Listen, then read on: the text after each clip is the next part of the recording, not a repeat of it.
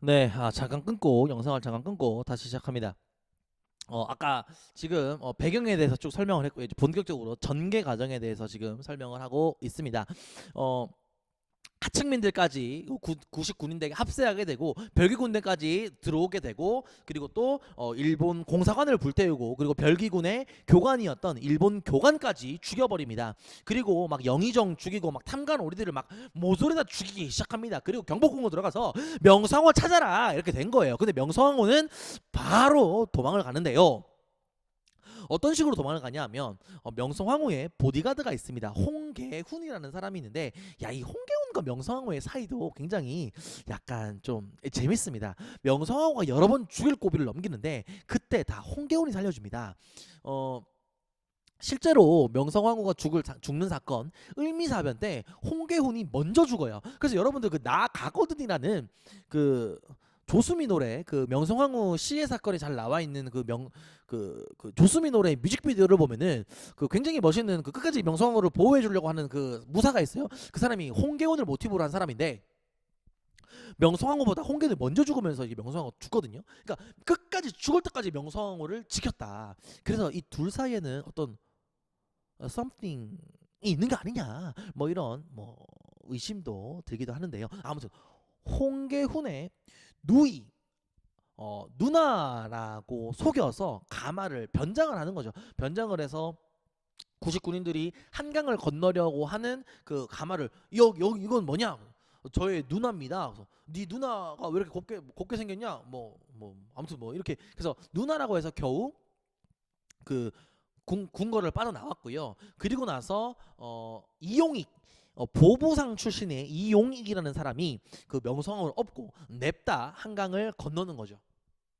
이용익이 얼마나 대단하냐면 이용익에 대한 기록 참 재밌는 게 있는데 서울에서 부산까지 하루만이면 걸어 다녔다는 거예요. 그때 당시 뭐 KTX가 있니 뭐가 있니 차로 가도 지금 차로 가도 4시간 반 고속도로가 잘 뚫려 있기 때문에 4시간 반인데 하루 만에 걸어 다녔다는 거예요. 서울에서 부산까지. 그러니까 축지법을 쓰는 거다. 선생님은 이렇게 생각을 하는데 그만큼 체력이 좋았다. 뭐 이런 거죠.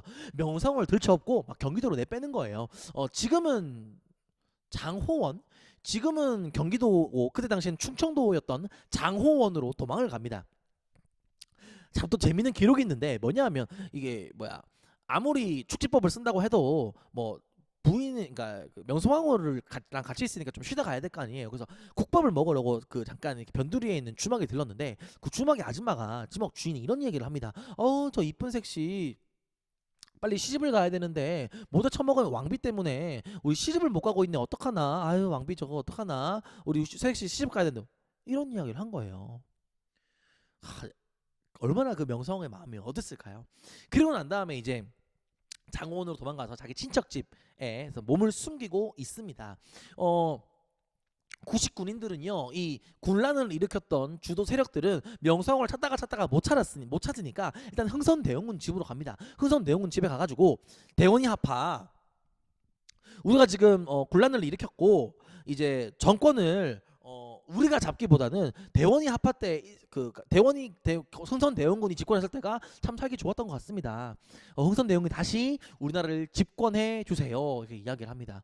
흥선대원군이 내 이놈 이 자식들 어떻게 살기 힘들어도 그렇지 왕을 내쫓고 그 다음에 내 며느리 명성황후를 죽이려고 할 수 있느냐 이 자식들 잘했다 너희들이 앞장서라 내가 즉각 집권하겠다 이렇게 된 거죠. 그러니까 흥선대원군도 나중에는 완전 권력이 미쳐가지고 그러니까 모르겠습니다. 아무튼 흥선대원군이 그렇게 해서 다시 집권을 잠깐 동안 집권을 하게 됩니다. 그러면서 그동안에 있었던 모든 개화 정책을 중단시키고요.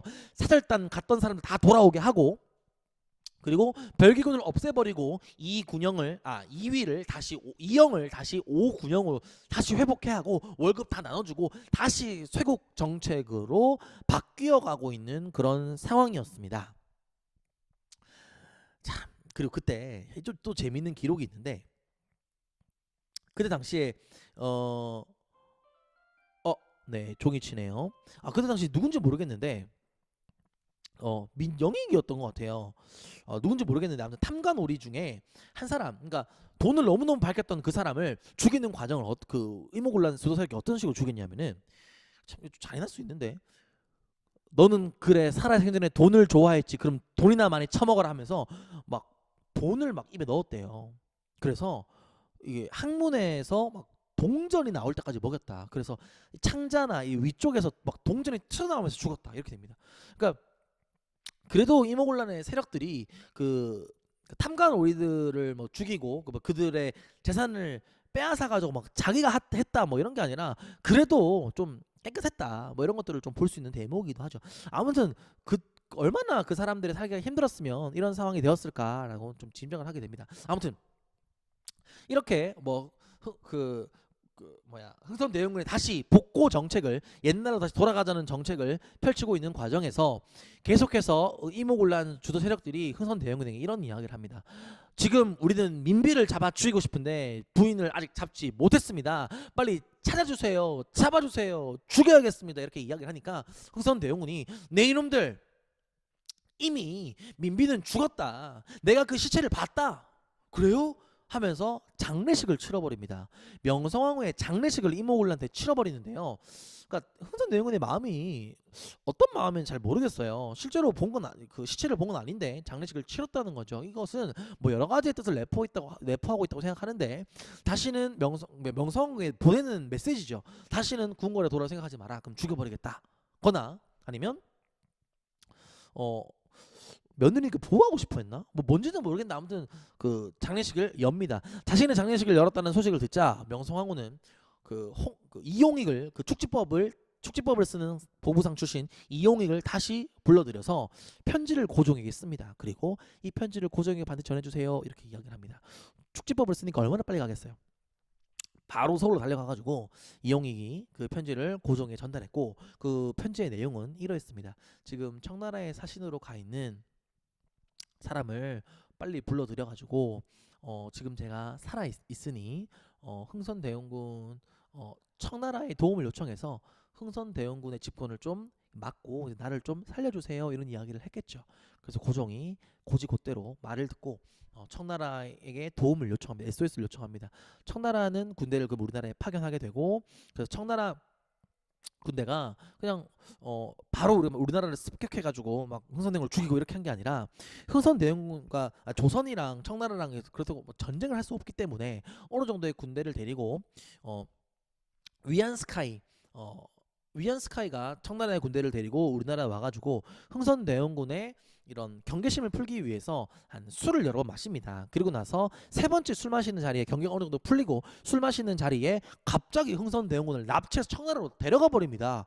그러니까 한 나라의 집권자 또는 한 나라의 왕의 아버지를 그냥 납치를 해버린 거예요.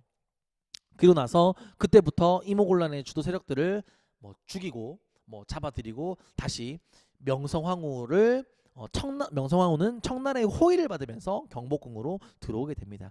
이때부터 명성황후는 피해 복수전이 시작되죠.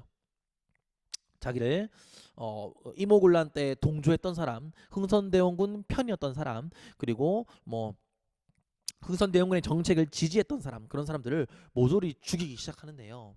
심지어 누구까지 죽이려고 하냐면 쌤이 아까 이야기했던 그 주막집 주인 있죠. 아유 우리 이쁜 색시가 그 민비 때문에 뭐 결혼도 못하고 어떡하나 이야기했던 그 주막집 주인, 그 주막집 주인을 죽이려고 찾아요. 근데 못 찾으니까 너무 화가 난 나머지 그 주막이 있는 마을의 사람들을 모조리 죽여버렸다는.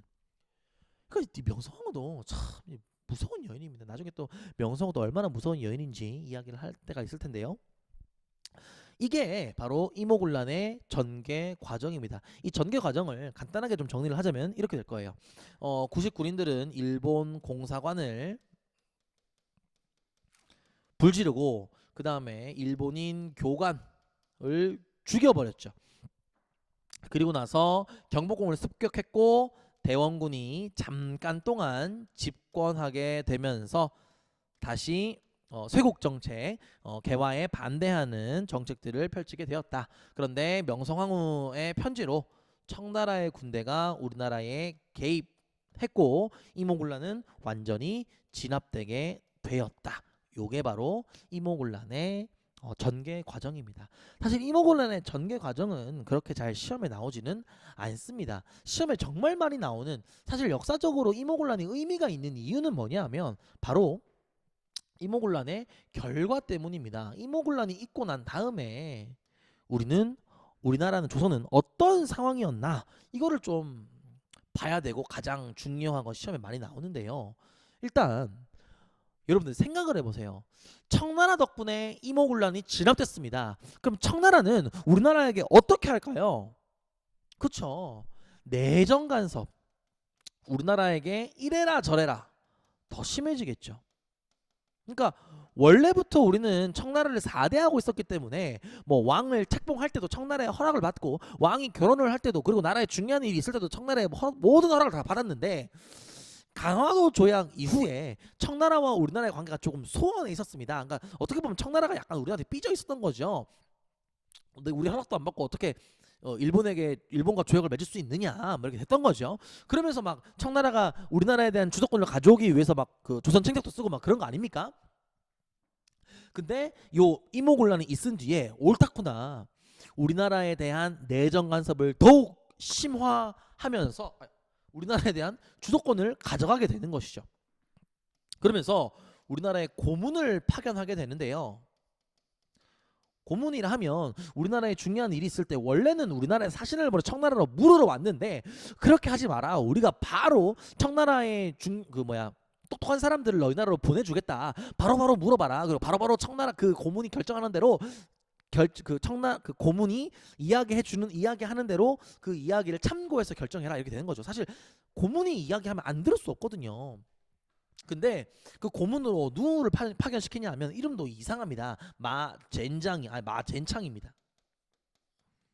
마젠창을 뭐 재정 고문으로, 그리고 외교 고문으로는 독일 사람이었는데 뮬렌도르프라고, 그리고 군사 고문으로는 아까 흥선대원군을 납치했던 위안스카이. 이 위안스카이가 이때 당시에 20대였다고 하는데요. 이제 이 조선은 고종의 나라가 아니라 위안스카이의 나라가 됩니다. 그러니까 이 위안스카이가 그냥 들어올 때 그냥 들어오는 게 아니라 조선에서 또 무슨 문제가 있으면 청나라가 너희들 또 도와줘야 되니까 용산에 청나라 군대 3,000명을 주둔시킵니다. 그리고 자기 멋대로 이제 막 휘두르기 시작하는데요. 어느 정도였냐 하면 그때 당시 궁궐, 조선시대의 궁궐의 안에 있는 여자들을 궁녀라고 하는데, 궁녀는 모두 왕의 것입니다. 그러니까 궁녀의 소원이 하나가 있다면 왕에게 뽑혀가지고 첩이되는 게 소원이에요. 그러니까 그렇기 때문에 그 궁녀를 아무나 범할 수 없도록 하기 위해서 궁궐에 같이 사는 남자들을 다 거세를 해버리고 내시를 만들어 버리는 거 아닙니까? 근데 이 위안스카이가 자기 마음에 드는 궁녀들을 데리고 막 거기서 막 축제를 벌이고요, 완전 연산군처럼 그렇게 했다고 해요. 그런데도 우리 조선은 아무런 말도 못했던 거죠. 그러니까 청나라의 그때 당의 위세가 엄청났구나, 좀 속상한 거죠. 그리고 또 청나라와 조청, 상민, 수륙, 무역장정이라는 이름도 아주 그냥 길어서 외우기도 싫은 이런 것들을 체결하게 됩니다. 조청, 상민, 수륙, 무역장정을 체결해서